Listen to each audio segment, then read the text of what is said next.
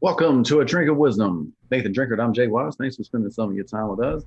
We're on the Anchor app, we're on Apple Podcasts, Spotify, and so many other podcasting platforms. And if you're looking for us on with the video format of the show, you can find us at the A Drink of Wisdom YouTube channel. Check us out on all those wonderful platforms.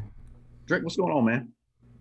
You know what time it is, man. Another Saturday, we up in the mix, we up in the lab, giving the people what they don't. I mean, giving the people what they want, I should say. Um, I know we got a lot of NBA talk. We're gonna slide some NFL razzle dazzle in there, a little drippy drip with the rapid reactions. But as always, like we do, we see what they don't. We're gonna say what they want, and you know what time it is. Let's talk some sports, baby. Let's roll, baby.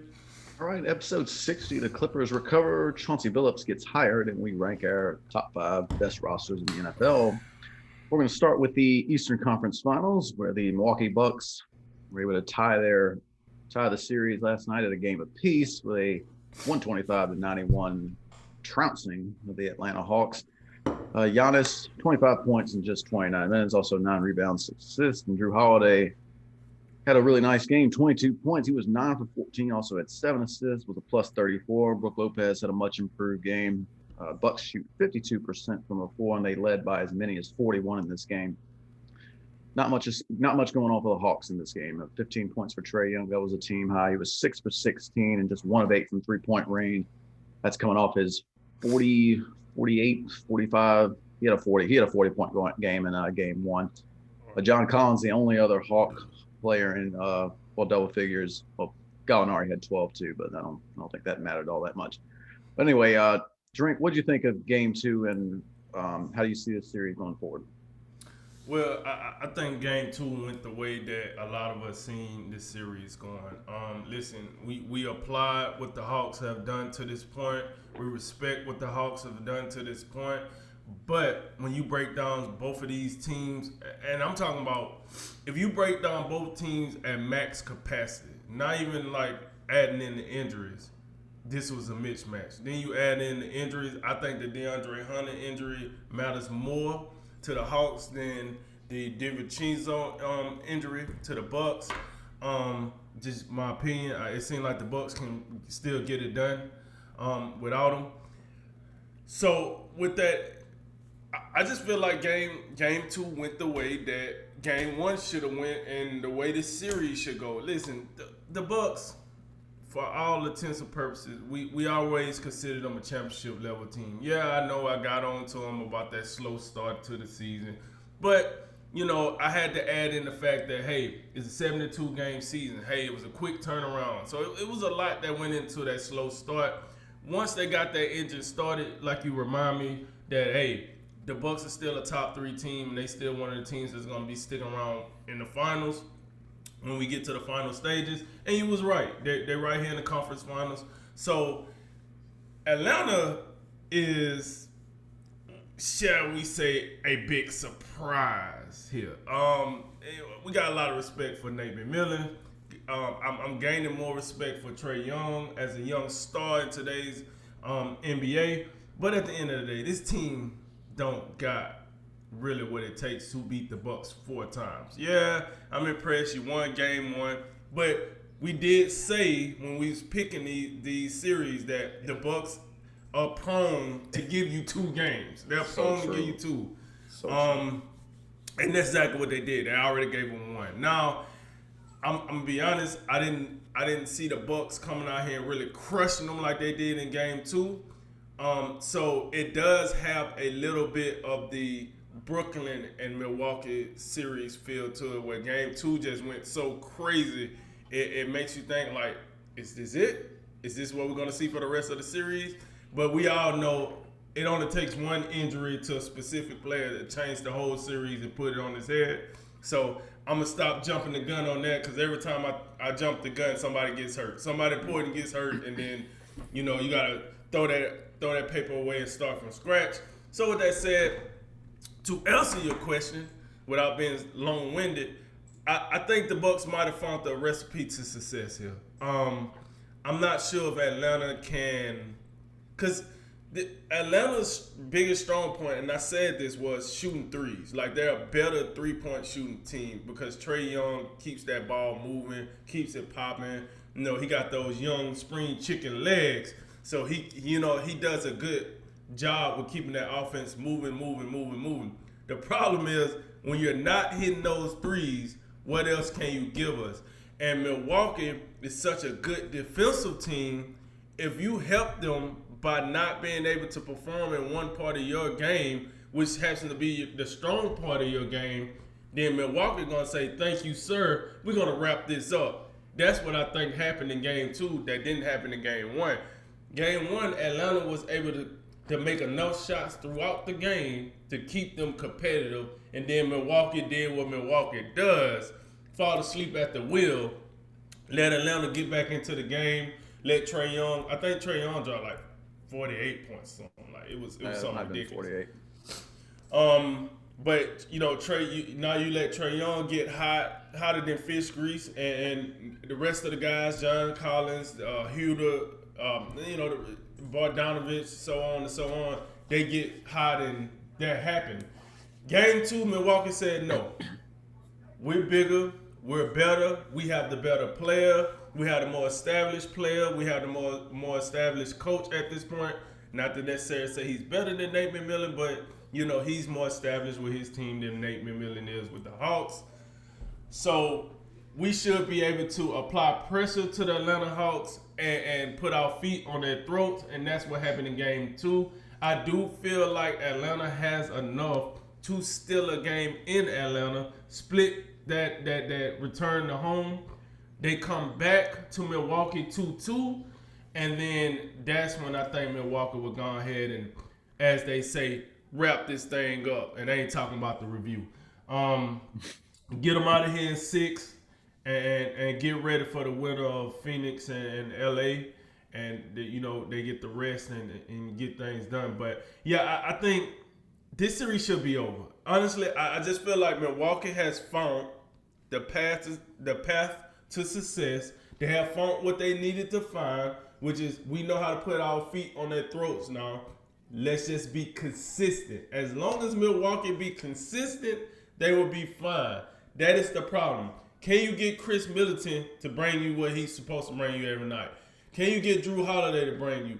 Can you make sure Giannis stay aggressive in the paint instead of shooting threes and out there create new TikTok dances at the top of the three-point line? That's what you need. If you can get that consistently, Milwaukee should not have any more realistic problems with Atlanta. They should be in the NBA Finals for the first time in a long time, I say. First time in the Giannis era. First time in the Mike Budenholzer era. First time in the Chris Middleton era. And, so on and so on.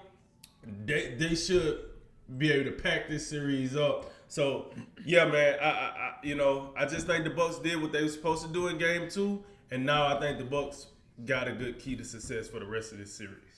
Yeah, this is I don't know if we thought that there was going to be this kind of dressing down in this series, but if you had to pick one way, like, okay, if there's going to be just a blowout rock 'em sock 'em beat down, you'd probably say the Hawks would probably be on the losing end of that one. And I just I kept thinking about this game, like in terms of a fight, that you might appreciate this. The Bucks, we've seen what they did recently. Like, they've been, I believe, since Game 3 of the Brooklyn series, they've been like getting out of these hot starts. They throw the first punch, and then they'll just fall asleep for a little bit or an extended period, and the other team will come up with a counter. The Hawks had a little bit of a counter in this game in the first quarter, and then about that second quarter when they went on that 20-0 run, the Bucks just went full Hulk mode and just started throwing. Here come the haymakers. Haymaker after haymaker after haymaker, and the Hawks were just bloodied and beaten the rest of the game. It was a massacre in that second quarter. Like, the Hawks didn't look like they belong, and Milwaukee they obviously raised their game to another level to where the Hawks couldn't come up with. I was really impressed with how they were able to turn defense into offense. They got so many easy baskets. Just Atlanta just wasn't getting back, and you had Holiday or Bobby Portis or whoever it was just running free down the court. The throw ahead passes were terrific. Their defense was obviously much improved. They made some subtle adjustments against Trey Young. Brooke Lopez was a bit more engaged. Early on he was still sitting back in the paint, being passive. Looked like he didn't want to be a victim of the poster on the alley oop play. But as time moved on, he started stepping out a little bit more, being more aggressive on those float shots. And Drew Holiday, I think one thing we've been waiting for Drew Holiday to arrive, and Drew Holiday's here now, which is trouble for the Hawks and whoever awaits them in the NBA Finals, because Milwaukee's going in the NBA Finals. But as we know, this is exactly why we picked the Bucks in 6. Game 1 was the exact reason why we picked the Bucks in 6, because they just come out here from time to time and they just don't look like they know. They just forget who they are and how good they are, and all of a sudden, oh my gosh, Trey Young, how do we do this? Like, well, y'all are good too, like, and y'all are capable of doing this. Drew Holiday, we've seen what you did years ago against Damian Lillard in that first round series, so we know you have what it takes to shut or contain a superstar to a certain degree, and that's what he did last night.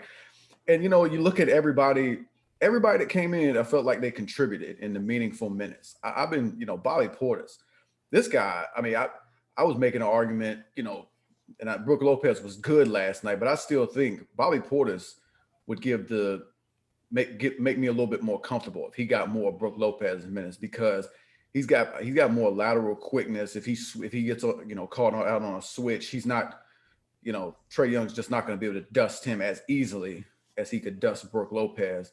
And you don't lose much in the rebounding battle. You're still able to keep the size advantage that you have. Whereas if you downsize Giannis to the 5, then you're going to have PJ Tucker at the 4, and that's going to give the Hawks more of a fighting chance on the glass. But I think Bobby Portis' energy has been contagious.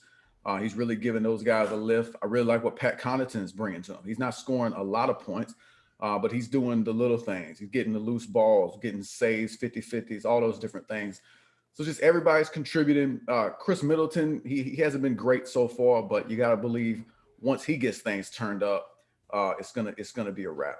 And I think Giannis, he's been playing absolutely great. The only gripe I would have with him is, he's settling from time to time on the outside, but his aggressiveness and just he is refusing to be stopped right now. And they're running some better offense.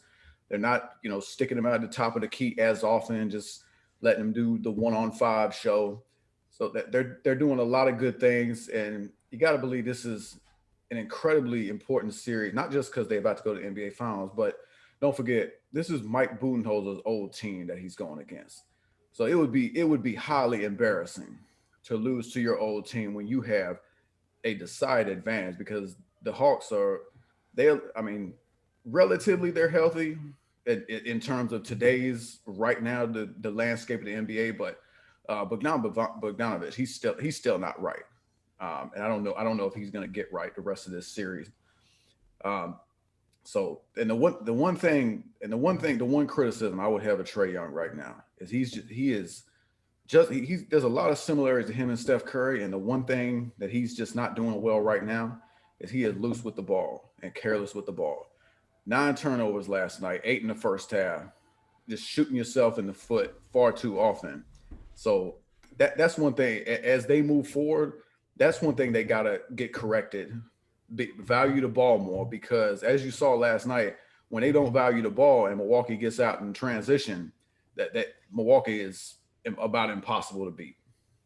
I do got a question, and you brought up the comparison of Trey Young and Steph Curry. Why are they compared? Is it because their size and they both play point guard, or I don't get why? I would say to me, size, they're like two different players. They're not exactly, but I think it's a decent comparison. I think probably the biggest reason people compare them is probably the range that they have. They can both shoot from the parking lot. Even though I will also say Trey Young from 3 in this series and in the postseason in general has not been that great from 3. So maybe that's something Milwaukee should keep in mind, because I know he's capable of doing the Steph thing and just draining 30 to 35 footers. but he was 1 for 8 last night, and so far in this Eastern Conference Finals, he's 5 for 21. So I think that's why the range thing is probably the biggest reason. Okay, because like when I think of Steph moving without the ball. Like that's what he do very very great. So he moves around so much without the ball. Where Trey Young, 90% of the time he's in the game, the ball is in his hand. So he's more of an initiator. Where Steph Curry he's more of a I'm gonna get myself open, come find me type of cat. Now, like you said, the turnovers, it's times where Steph get a little loose with the ball as well. And that's why I think Golden State is more willing to take the ball out of his hands sometimes, get somebody else to bring it up, and let Steph do his thing and get open so he could just focus on shooting. Now, when you talk about the shooting aspect of shooting everywhere on the court, yes, I understand that parallel. But I think as far as just raw what they do at the highest level, I just think like they're different like players. But I do hear a lot of people say the same thing, so I was just curious what your opinion was on that.